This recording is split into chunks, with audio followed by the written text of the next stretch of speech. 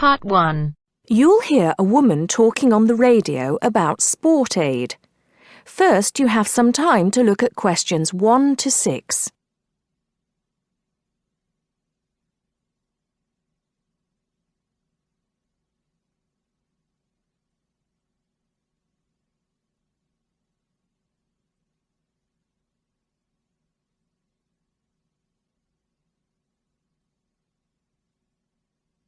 Now listen carefully and answer questions 1 to 6. Hello, you're listening to Redgate Radio and I'm Alex Dunbar. As you may know, people in the city will be taking part in Sport Aid this weekend. Here's Liz to tell us more about this event and how you can get involved. Thanks, Alex. Well, this is the 4th year of Sport Aid, and it looks like it's going to be bigger and better than ever. Sport Aid is organised by the City Council, and it supports a number of different charities, although the main reason for its existence is to raise money to help developing countries. Last year, it raised over £100,000, and that money has helped to make life a little easier for people in many parts of the world. Just to give you one example, the village of Otunga in Chad now has a water supply, meaning that the people no longer have to walk miles every day just to get water. And there are countless stories like that. By contributing to the infrastructure of different regions, it's hoped that things like Sport Aid will enable many more people to climb out of poverty. Another way in which that happens is by giving people the knowledge and skills to earn money. One of the biggest issues facing people in many poorer areas of the world is education. Something that we take so much for granted can be rare and expensive in some regions. Education is seen as key to development, and money from Sport Aid has paid for schoolrooms and equipment in a number of places. So what can you do to help? There are lots of ways in which you can get involved. First of all, you can go down to the biggest attraction of the day, the Sport Aid charity football match. There will be thousands of people at City Stadium, and all the money raised from the sale of tickets goes to charity. There's much more going on than just a football match, of course. There will also be lots of entertainment for the whole family, including a fair, stalls selling all kinds of food, and even a chance to try out some sports you may not have tried before, like softball and volleyball. It's probably going to be a very active day, so it's best to make sure that everyone is in comfortable clothes before you go down there. It's always a fantastic day out, and it's a great way to show your support. Before you hear the rest of the talk, you have some time to look at questions 7 to 10.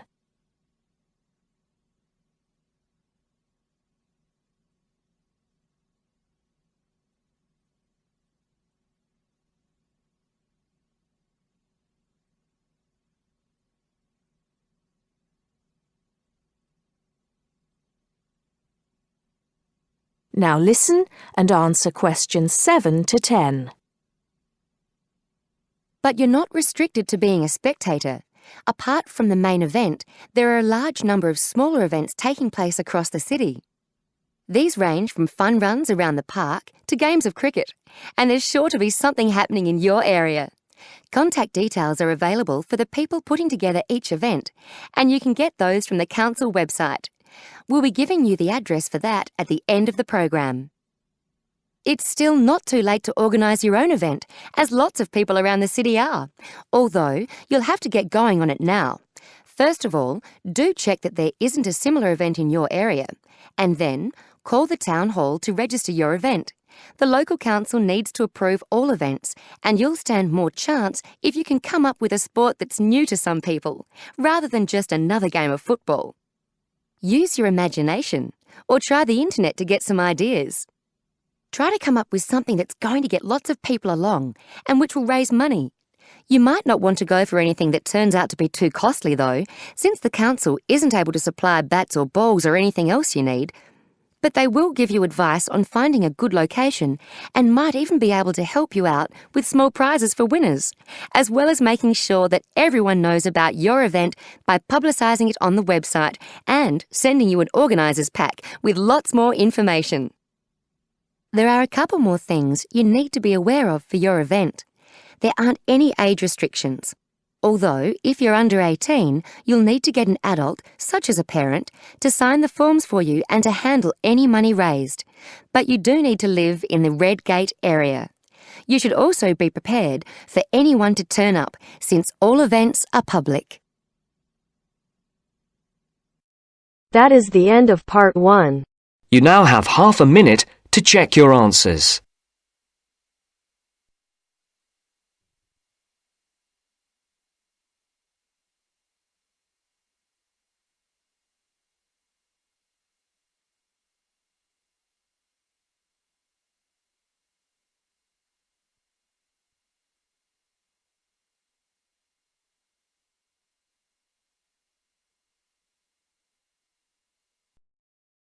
Now turns to part 2. Part 2. You will hear a local radio program about cycling courses in London. First, you have some time to look at questions 11 to 14.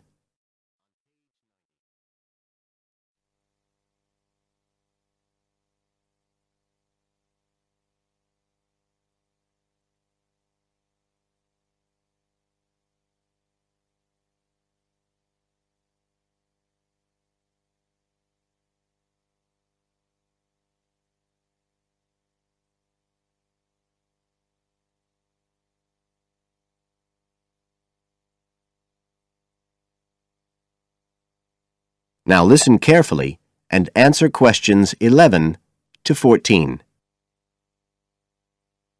There's been a great deal of interest lately in encouraging people to use bicycles instead of cars as a means of transport. But not everyone is confident about riding a bike at the best of times, let alone in the middle of a city like London. Jack Hayes is a professional trainer who works for a London-based company, City Cyclist, which provides cycle training for the public. What exactly does City Cyclist do, Jack? Well, our basic purpose is to promote cycling as a sustainable form of transport. We believe the best way to promote cycling is to teach people to use their bikes safely and with confidence. In European countries, people all learned from their parents, and they also learned in school. And when I tell them I teach people to ride bikes, they laugh. They think it's crazy. But here in London, it's completely different. You're approaching the point where a whole generation of people have grown up not being allowed by their parents to cycle because it was considered to be getting too dangerous. And so, in turn, they can't teach their children. We believe in realistic training.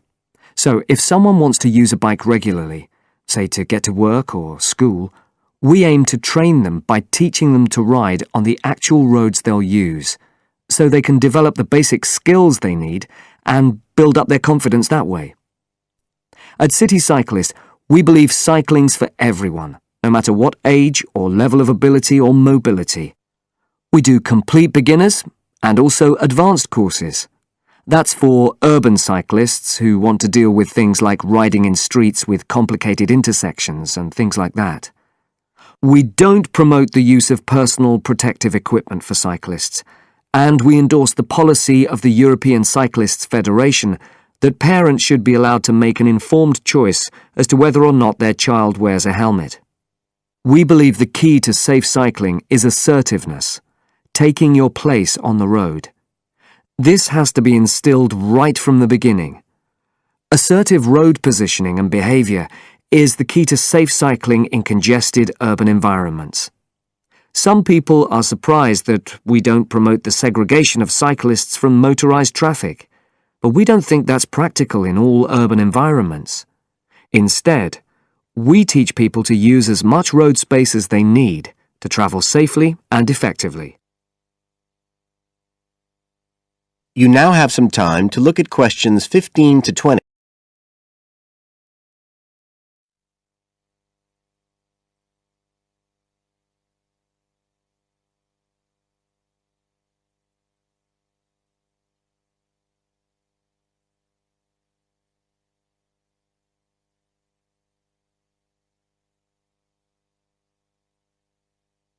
Now listen and answer questions 15 to 20.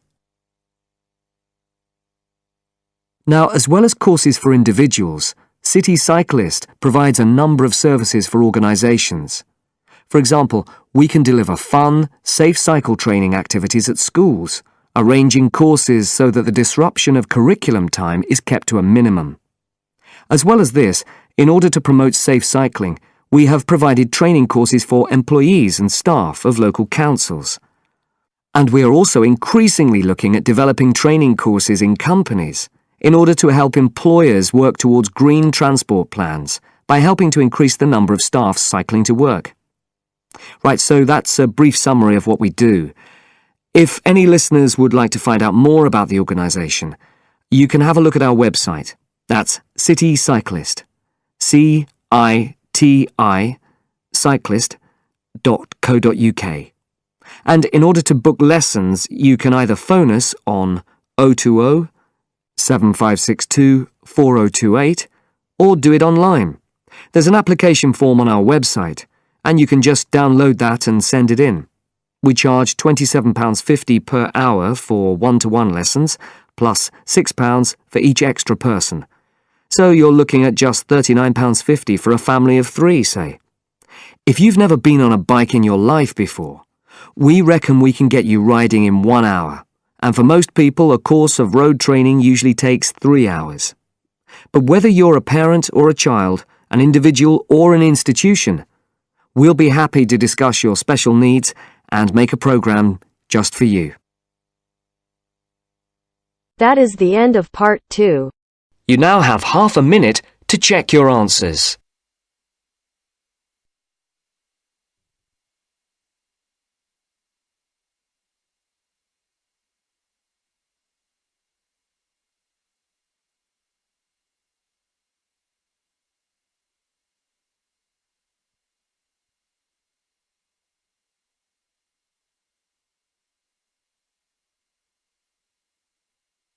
Now turns to part 3. Part 3. We'll hear 2 business studies students, Evelyn and Mark, preparing for a seminar presentation. Before you hear the conversation, you have some time to look at questions 21 to 25.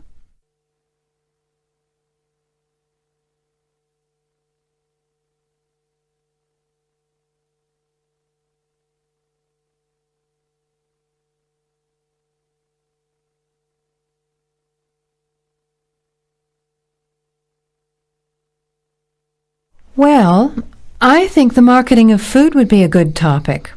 I read a very interesting article the other day about the Canadian food market. I suppose everybody's interested in food, even if it's trying not to eat. Why Canada? I know that's where you come from, but isn't it just all North America, really? No, that's why I thought this article was interesting. Although lots of U.S. companies are well established in Canada, and vice versa, there are still subtle differences between the two markets. It says here, the Canadian market is definitely not a northern clone of the U.S. I like that.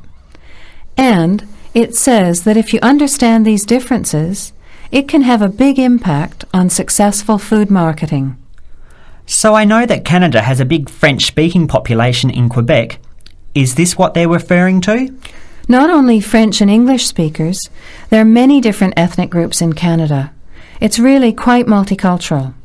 For example, Toronto has large Asian and Italian populations, and Vancouver's got a large Asian population too. And because Canada's population is small, these groups make quite an impact, introducing new styles of cooking.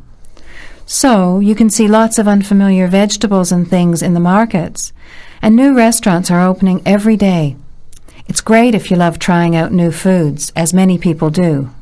Which kinds of food are becoming popular? Well, some Asian food, I'd say, has been popular for quite a while, like Chinese. But now, Southeast Asian restaurants are becoming very fashionable. Then there's Mediterranean, of course, such as Greek, Italian, and so on. But Caribbean and Mexican food is really taking off among young people these days. So are the supermarkets starting to stock the ingredients that are needed to prepare these foods at home? You know, all those unusual condiments and sauces. Yes, that's right. It's quite interesting going to the supermarket, isn't it? And noticing how they're introducing sections for foods of different nationalities. You can buy quite exotic products locally these days. The article mentioned that 80% of the Canadian retail market is controlled by 8 major national supermarket chains, so that when they introduce changes, they can happen quite rapidly. OK. Well, how are we going to organise this seminar then? I made some notes on the trends in the Canadian market, about changing tastes, and also patterns for where food is consumed.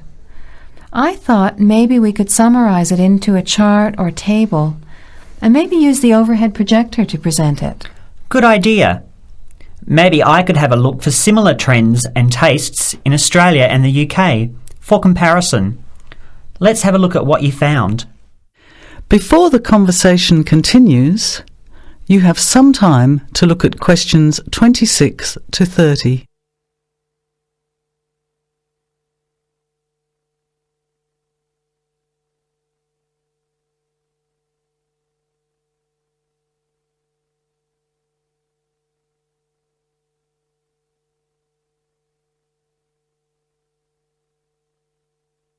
Now, as the conversation continues, answer questions 26 to 30.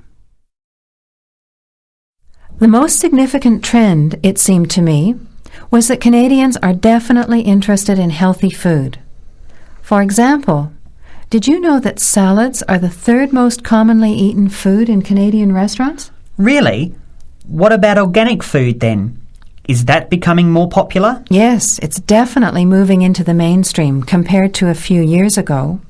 And a recent survey showed that 4 out of 5 shoppers said that they check the fat and nutritional information on the packet when they're deciding what to buy. What other trends did you find out? There's one change I noticed straight away when I was home last year, in the meat department. You know, here the meat packaging says rump steak or 4-quarter chops and so on. Well, they discovered that most consumers these days didn't know what to do with these roasts and rounds and ribs. So the government approved a new naming system for cuts of meat, which is related to the required cooking technique. What a good idea. I've never really understood the difference between sirloin, rump, round and all those names. So how many new categories are there? 8. There are 3 kinds of steak, for grilling, for marinating, and for simmering. And then there's what they call quick-serve beef, for stir-fries, I suppose. And premium oven roast, pot roast, and stewing beef. It's a great idea, isn't it? I hope it catches on here. I agree. Any other trends that you thought were significant? Well, what's really interesting is what the article called mobile meals. In other words, more and more Canadians are eating meals away from home, but not just eating more junk food. They're projecting a 40% increase in snack food sales over the next 3 years, and the growth is coming from healthy snacks. You know, the ones that have less cholesterol and fat, such as muesli bars, health food bars, and those types of products. Apparently, in the food marketing jargon, they're called nutritious portable foods, which means healthy snacks. The other major trend is that young people are doing more of the food shopping these days, so marketing has to be aimed more at them, as well as more conventionally at the mother. Thanks, Evelyn. I think we'll have an interesting discussion about these trends and the comparisons with other English-speaking countries. I'll see if I can get some information about them to compare with yours, and meet you on Friday to put it together. See you then. Bye. That is the end of part 3. You now have half a minute to check your answers.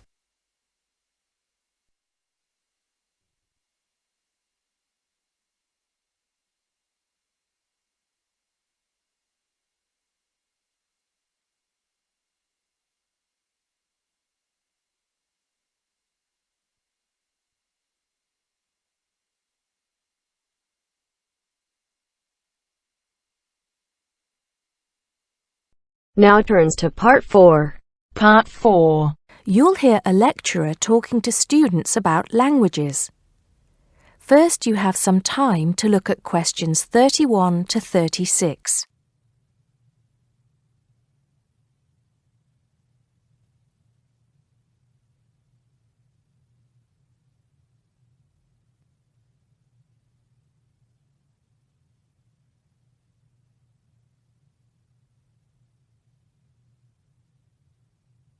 Now listen carefully and answer questions 31 to 36.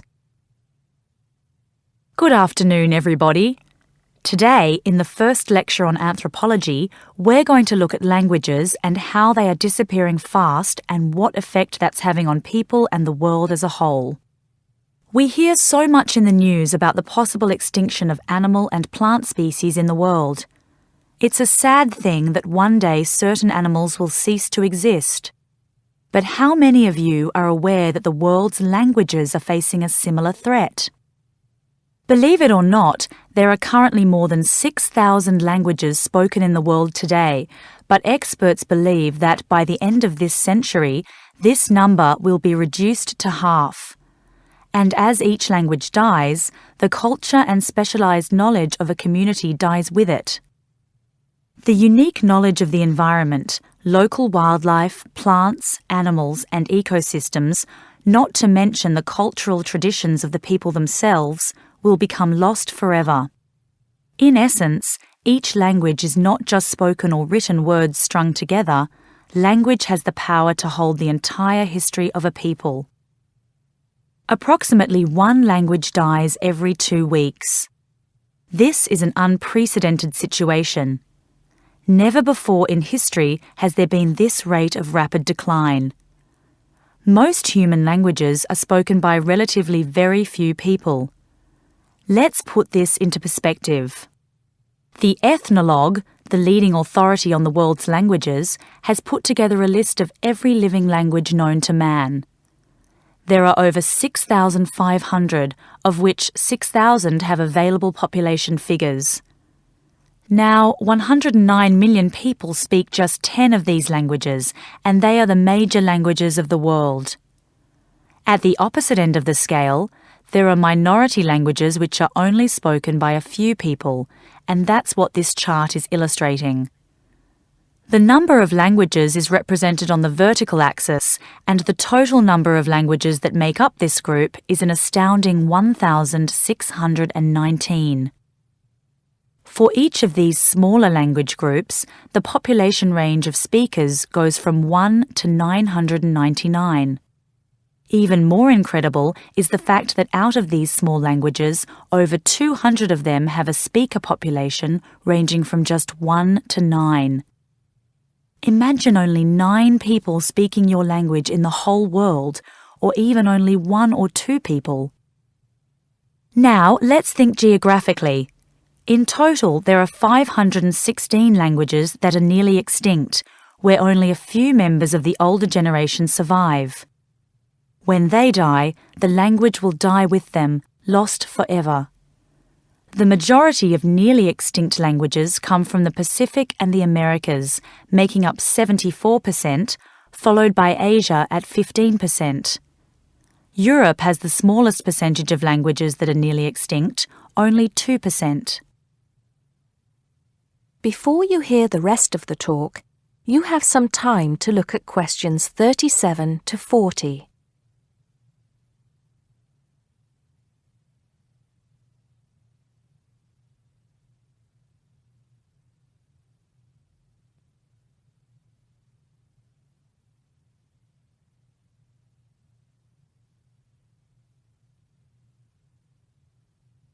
Now listen and answer questions 37 to 40.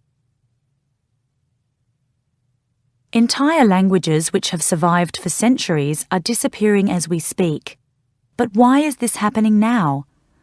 There are several reasons for a language's demise.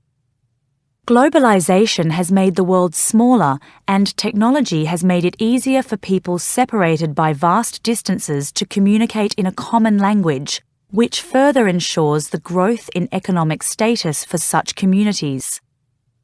Minority languages have given way to the main languages of global communication, like English. On a social level, speakers may feel the minority language to be old-fashioned and behind the times. Maybe even speakers are slightly embarrassed to speak the language of their forefathers, identifying more with an international language that brings with it improved economic status. Now, some do argue that a reduction in the number of world languages is inevitable, and anything to ease communication between nations is a good thing, and granted, there is a point to be made there, but what are the long-term implications of this? Consider this. Language, in both spoken and written form, is the vehicle for oral traditions to be passed down through generations. When a language becomes extinct, this link is broken and these oral traditions are lost. This has enormous implications for the identity of a community. We can't stop the changes that are happening in the world, but we can try to keep languages alive through language maintenance programs and by documenting languages before they disappear, so they can be studied and maybe even resurrected in the future. It's also important to remember that many people who speak threatened languages can neither read nor write. Helping them become literate goes a long way towards protecting the language. Preserving a language is not easy, but there have been exceptional cases where languages have been brought back to life. In Ireland, Irish Gaelic, once a dying language, through national determination is now spoken by 13% of the country's population. We'll go into what happened there in more detail in my second lecture. That is the end of part 4. You now have half a minute to check your answers.